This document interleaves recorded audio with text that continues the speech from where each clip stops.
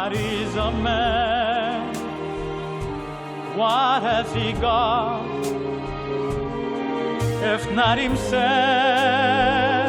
then he has not to say the things he truly feels, and that the words of on the knees. The record shows I took the blows and did it my way.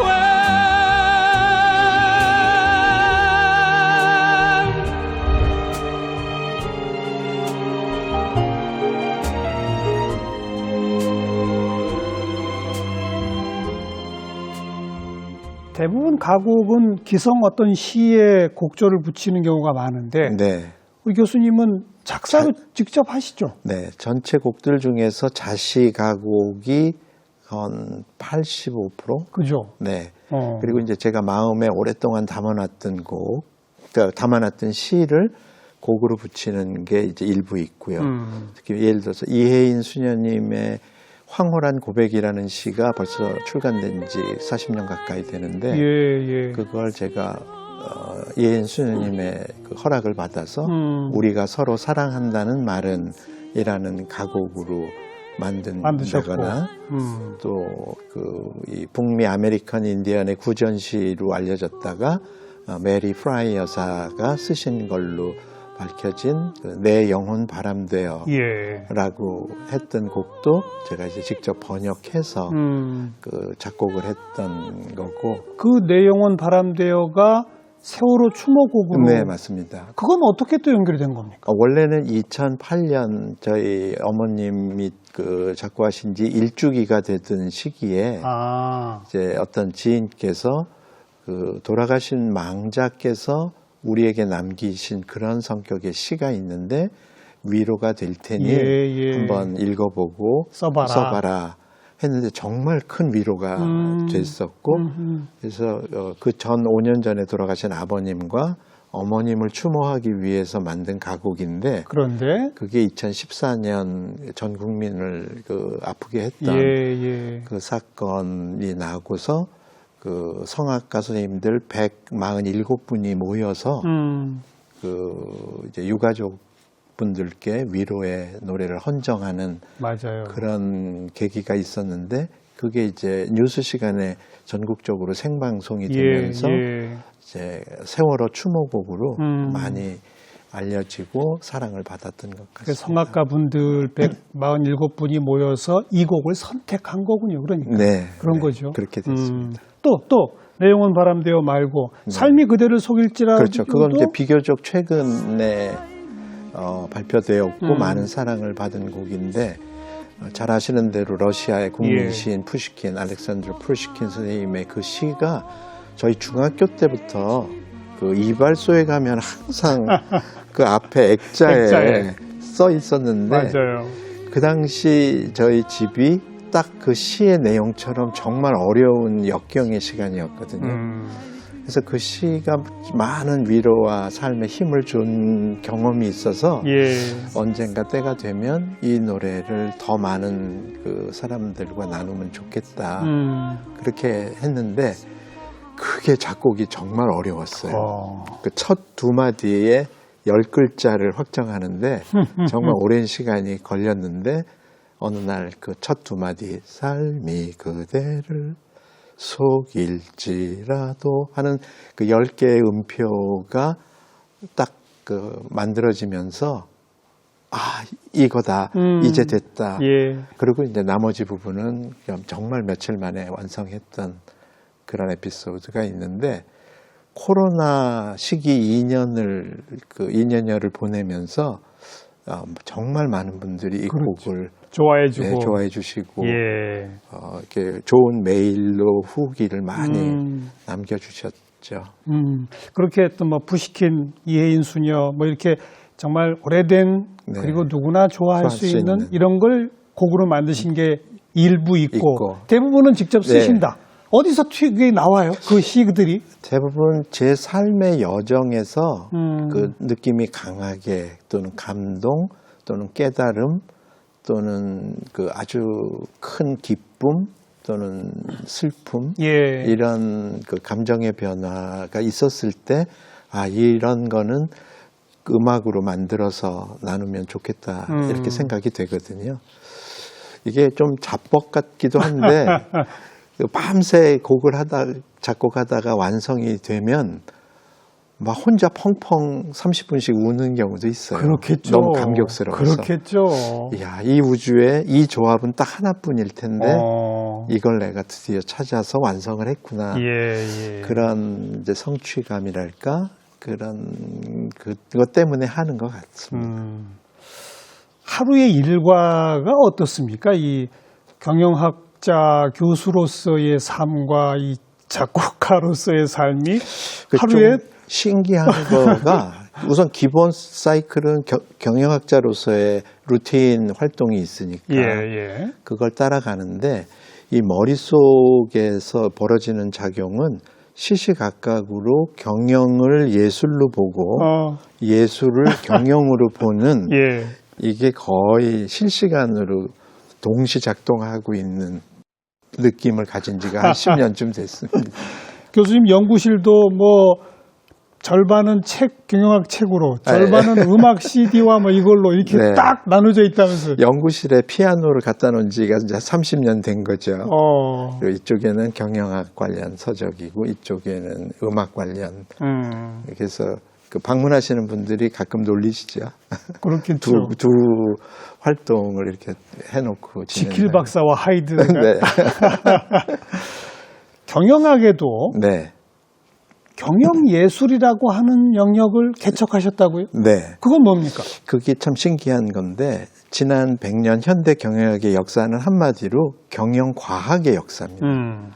모든 활동을 이 테크놀로지나 과학화해서 예. 정교하고 수치와 컴퓨터로 정밀하게 분석하면서 아주 정교하게 경영을 하는 걸 최고로 친 그런 패러다임인데 저는 늘 그게 뭔가 부족하다는 생각을 오래 했는데 그러니까 10여 년쯤 전에 이거가 이제 기본이 되고 그 위에 무에서 유를 창조하거나 창조한 걸로 사람들을 감동시켜서 기업이 잘 되게 하는 경영을 예술 활동으로 보는 시각이 얹어지면 맞아요. 미래를 열 수 있겠다. 맞아요. 그렇게 이제 깨달음이 왔어요. 그 깨달음이 왔을 그 새벽에 전신의 소름이 돋는 이거였구나. 경영하고 예술이 하나가 되는 그 순간이 있었죠.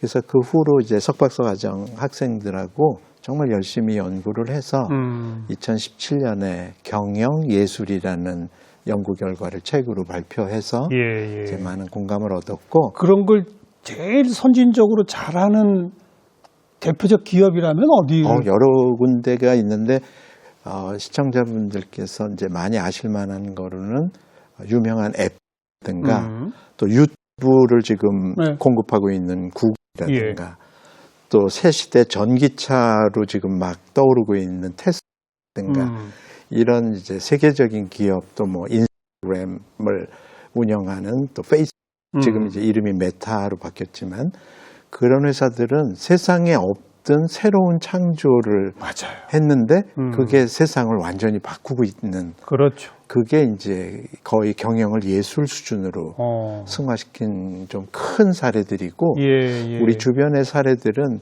이제 뭐 TV 프로그램 중에 달인 관련 프로그램들 보면은 동네에 제과점인데 그 주인이 이 빵을 하나 만들기 위해서 남들은 전혀 하지 않는 아주 특별한 재료들을 창의적으로 해서 며칠씩 숙성시켜가지고 맞아요. 빵을 만드니까 상상할 수 없는 재료를 막 동원하고 사람들이 줄 서서 그렇죠. 먹어보고 감동받고 팬이 되고 스스로 주변에 알리고 이런 사례들이 이제 점점 더 우리들의 일상에 보편화가 되어야 된다. 왜냐하면 한국 기업이 지난 50년 동안 모방 경영, 모방 경제로 여기까지 왔거든요. 따라만 했죠. 그렇죠. 그런데 이제는 창조해야죠. 네, 이제 길이 막혔어요. 그래서 지금부터는 한국 경제가 살 길, 한국 기업의 경영이 살 길은 창조 경영. 예. 이걸 하려면 경영을 예술처럼 해야 그렇군요. 된다. 이렇게 요즘 열심히 전도 활동을 하고 있습니다. 그러려면 네. 이 경영자들의 마인드부터 바뀌어야 되는 거 아닙니까? 그게 제일 어려운 그러니까요. 난제인데요. 철학과 그 마인드가 바뀌는 게 출발점인데 예.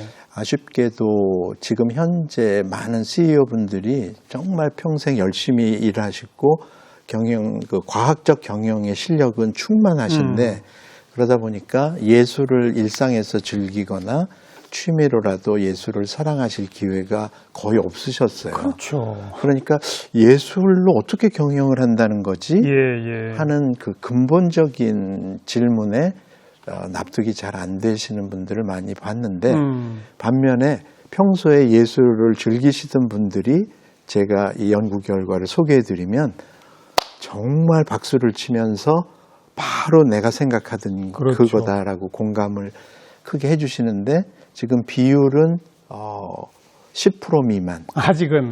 네, 이게 50%를 넘어가면 아마 한국 경제가 달라질 겁니다. 대단하게 전 세계에 어필할 수 있지 않을까 그렇게 꿈을 꾸고 있습니다. 자, 그러면서 최근에 네. 예술 종합 플랫폼을 만드시고 계시다. 예, 그게 거의 같은 맥락인데 우리 국민 전체가 생활 속에서 예술을 쉽게 좀 접하고 즐기고 기록하고 또 필요한 공연 정보, 전시 정보, 또 주변에 예술을 배우고 싶을 때 좋은 선생님을 찾아주고 또 주변에 연습실이나 녹음실이나 이런 예술 관련 공간을 찾아주고 하는 게 너무 없어요. 그런가요? 네, 이 플랫폼의 시대인데 그게 늘 안타까워서 한국 경제 경영이 예술을 도입하려면 전체적인 그 국민이 예술을 생활화하는 그런 그 비율이 좀 늘었으면 하는 소망을 가지고 아트라고 하는 그 이제 새로운 세상에 없던 저는 저대로 제 이론을 가지고 만든 거죠. 그래서 그 예술 종합 플랫폼을 최근 작년부터 이제 운영을 시작해서 그럼 거기는 일반 국민들이 그 플랫폼에 들어가서 웬갓 장르의 공연 정보나 뭐 창작 정보나 이런 게 다 그 안에 있어서 쉽게 볼 수 있고 그러니까 예를 들면은 지식 검색은 어디가 유명하고 그렇죠. 또 뭐 친구 검색은 또 외국계 어디가 유명하고 하듯이 예술 정보 검색은 공연 검색은 이렇게 요즘 젊은 친구들은 가르쳐 주지 않아도 너무 잘 활용을 해서 문화생활을 하고 있고요. 이제 40대, 50대 분들한테 올해 열심히 이제 막 사실 이번 달부터 소개를 시작하는 그런 시기입니다. 그럼 이제 본인이 접속해서 뭘 검색하고 그다음에 뭘 직접 가서 공연을 보고 이런 것들이 또 다 기록으로 남나요? 네, 사진 앨범 같은 예술 앨범을 아주 쉽게 핸드폰만 가지고도 할 수 있는 그런 자기의 예술 경험, 후기 그 모든 게 앨범처럼 기록이 된다. 또 프로그램북도 기록이 되고 무거운 것도 담을 수 있고. 프로그램북이 기록이 돼요? 네. 그러니까 보통 왜 가면 팜플렛 파는 거 있잖아요. 근데 이제 제가 그 환경 보호나 탄소 중립 관련된 ESG 활동도 많이 하거든요. 그걸 하면서 제일 안타깝게 생각한 게 매일 밤 전국의 1,300여 개 공연장에서 하루 용도로 팜플렛이 너무 많이 인쇄되고 손님이 안 나타나면 바로 그날 버려지죠. 쓰레기통으로 가야 되는 이 악순환을 디지털로 해결할 수 있다. 근데 그 팜플렛 사는 분들도 계속 보관하거나 오래 두고 보지 않거든요. 않죠. 이 플랫폼을 이용하면 평생에 걸쳐서 차곡차곡 예쁘게 쌓아놓고 플랫폼을 언제든지 쉽게 찾을 수 있고. 그럼 종이로 별도 인쇄 안 해도 되는? 안 해도 되고. 그렇군요. 핸드폰이나 PC만 가지고 있으면 언제든지 볼 수 있게 그렇게 만들어서 예. 그 서비스가 지금 너무 인기예요. 그럼 이제 일반 국민들이 그렇게 좀 예술 활동을 향유할 수 있는데 도움을 주는 식의 네, 플랫폼. 플랫폼인데 예술인들이 직접 여기에 많이 적극적으로 참여를 해야 이게 맞아 떨어지는 거 아닙니까? 정확히 보셨죠. 그러니까요. 그동안에 전 세계에서 유례가 없이 예술인과 예술 수요자인 애호가들이 동시에 거주하는 그 레지던시형 플랫폼이라는 걸 제가 새로 탄생시켰어요. 그래서 이거는 예술을 향유하는 일반 국민들만 있는 게 아니고 그 설명은 쭉 하셨고 네. 예술인들은 예술인들은 자기를 쉽게 알릴 수가 있고 홍보하고 또 자기가 캐스팅될 수 있는 그런 모든 준비를 여기서 할 수 있고 예. 또 그 예술인들도 활동이 많으면 자기 활동 기록을 쉽게 이렇게 하지 못하니까 자꾸 잊어먹고 이력서도 업데이트가 잘 안 되고 그런 걸 여기서는 아주 완벽하게 해결을 해주는 그리고 또 자기가 잘 가르칠 수 있는 학생도 찾아주고 그래요. 네. 말씀을 쭉 듣다 보니까 제가 오늘 처음 소개할 때는 네. 어찌 보면 완전히 이질적인 두 개의 삶, 두 인생을 동시에 살아가시는 분이라고 얘기했는데 네. 점점 결합이 되네요. 네. 하나 경영학이 이제 경영 예술로 네. 심지어는 이 플랫폼 사업이라고 하는 걸로 직접 실행으로까지 네. 이론 연구뿐만이 아니라 언제부터 이렇게 바뀌게 된 겁니까? 서로 다른 두 삶이 하나가 된 건? 대략 한 10년, 12, 13년 전부터 저도 언뜻 놀라곤 합니다. 생활 속에서 어떤 이제 상황에 처했을 때 경영적으로 생각하나 싶으면 예술적으로 생각해봐 라는 소리가 들리고 또 예술적으로 활동을 할 때 잠깐 경영 마인드로 생각해봐.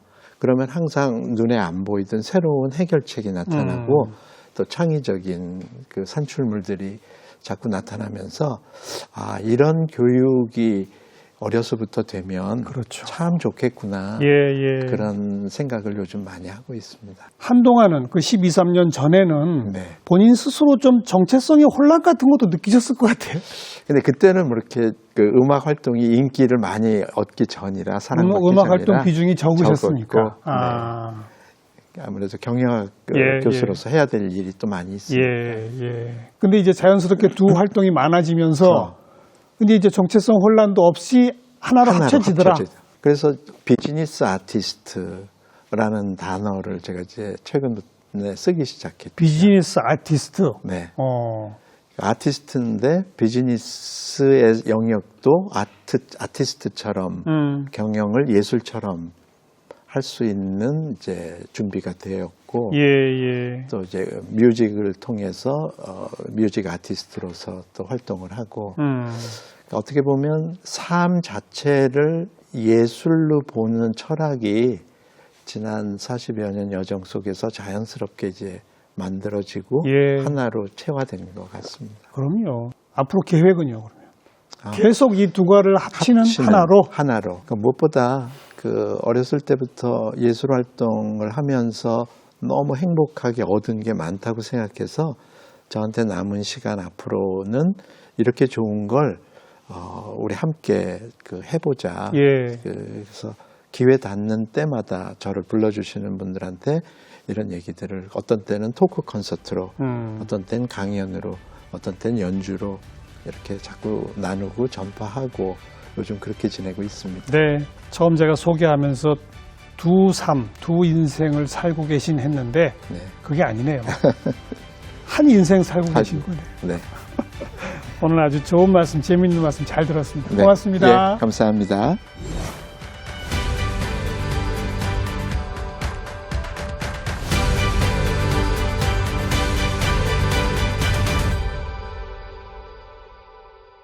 네, 예술이 옆에 있다면 지금 하고 계신 일이 어떤 일이든 또 새로운 어떤 도전, 새로운 변화가 시작될 수 있구나 이런 깨달음을 가진 그런 시간이었습니다. 다음 시간 또 뵙겠습니다. 안녕히 계십시오.